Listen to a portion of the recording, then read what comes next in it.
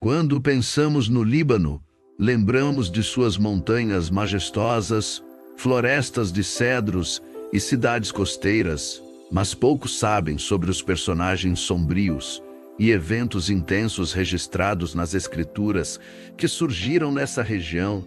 Descubra a relação entre o Líbano e textos sagrados neste vídeo.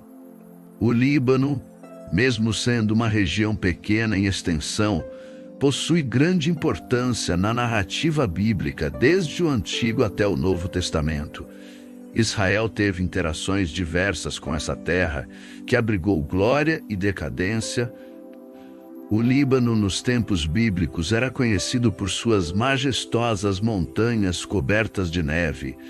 Suas duas cordilheiras principais, o Monte Líbano a oeste e o Monte Antilíbano a leste, separadas pelo fértil Vale do Beque, não apenas embelezavam a paisagem, mas também desempenhavam um papel crucial na geografia e na vida dos habitantes.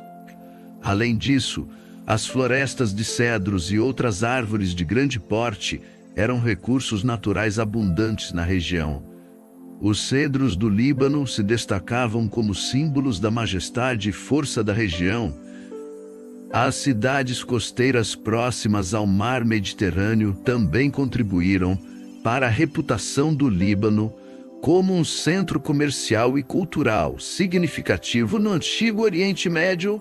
O Líbano, terra de grande importância na narrativa bíblica, era habitado principalmente pelos povos cananeus e fenícios. Os cananeus compartilhavam cultura e religião com os demais habitantes de Canaã.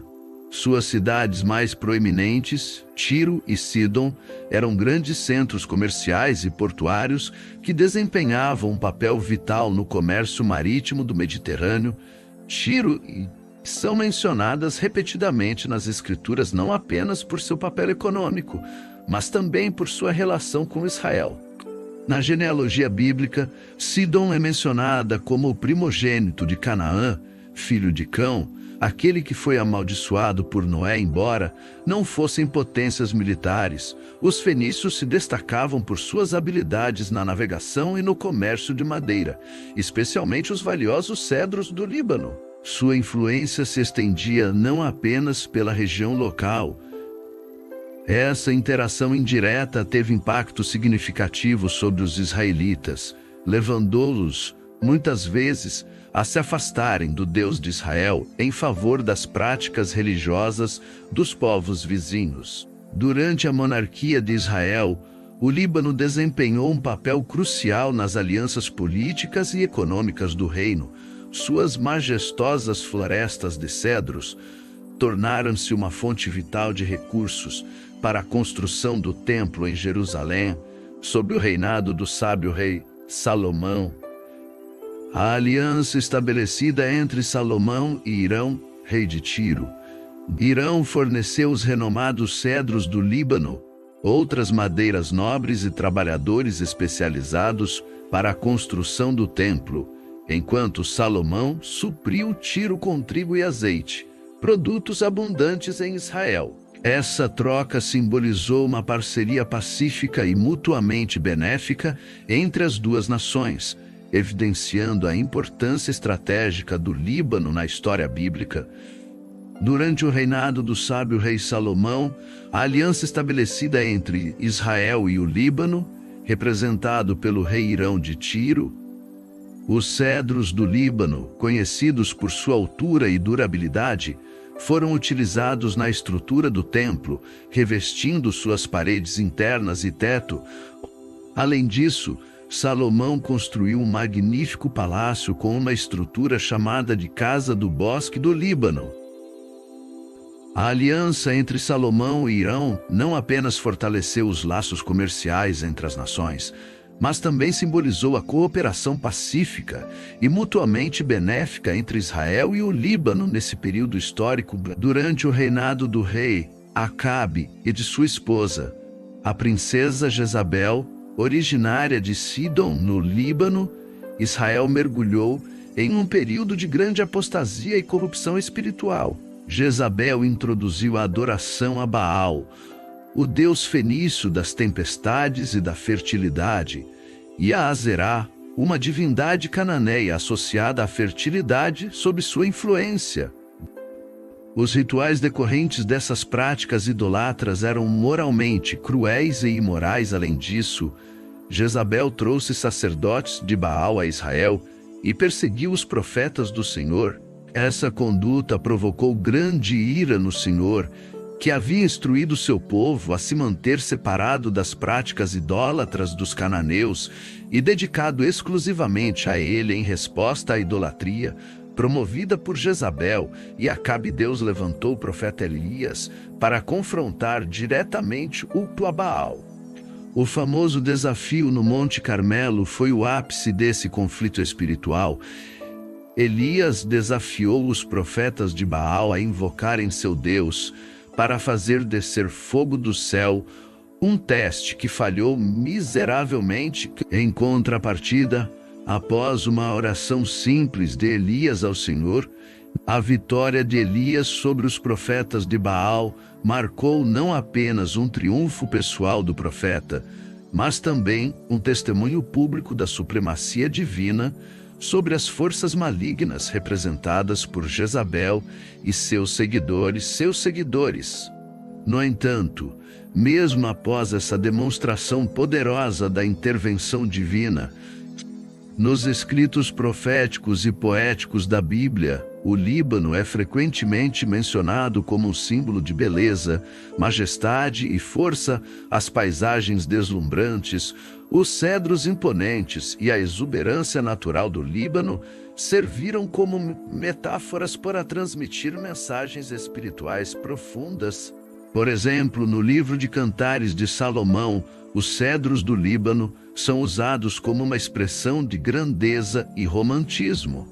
Já no Salmo 92, os cedros do Líbano são comparados ao justo que florescerá como a palmeira, enfatizando a prosperidade daqueles que seguem os caminhos do Senhor. No entanto, em outras passagens proféticas, é associado à arrogância. Essas referências simbólicas destacam a dualidade do Líbano como um reflexo da condição humana, ora glorioso e majestoso diante de Deus, ora orgulhoso e sujeito ao juízo por sua autossuficiência. Assim, durante a história bíblica, as cidades de Tiro e Sidom, localizadas na região do Líbano, foram alvos de profecias severas de juízo divino, conhecidas por sua riqueza e poder. Em particular, a cidade de Tiro era renomada por seu comércio marítimo e vastas riquezas que levaram ao extremo orgulho e à rejeição do Senhor. O profeta Ezequiel profetizou o julgamento iminente sobre Tiro.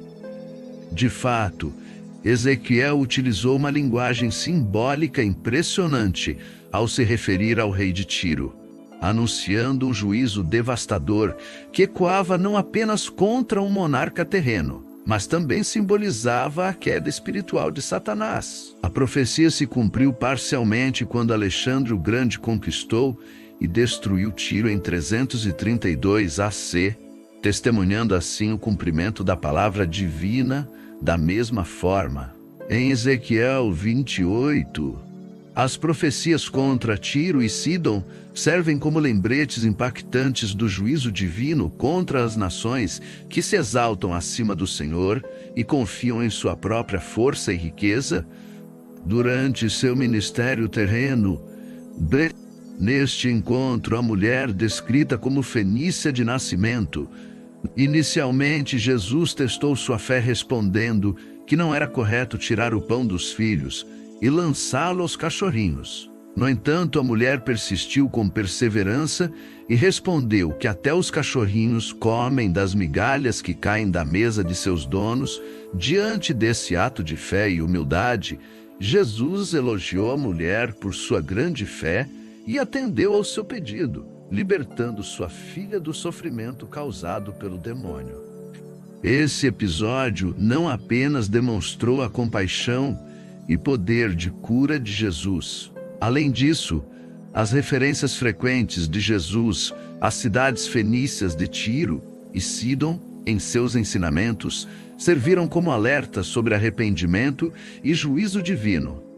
Durante os primeiros séculos após a ressurreição de Cristo, o cristianismo se espalhou rapidamente pelo Mediterrâneo Oriental. As cidades fenícias de Tiro e Sidom, conhecidas por sua riqueza e influência cultural, tornaram-se centros importantes para a propagação da mensagem cristã. A presença da igreja primitiva no Líbano testemunhou a expansão do evangelho para além das fronteiras tradicionais de Israel. O livro de Atos dos Apóstolos relata que após a perseguição em Jerusalém, alguns discípulos fugiram para Fenícia, Chipre e Antioquia.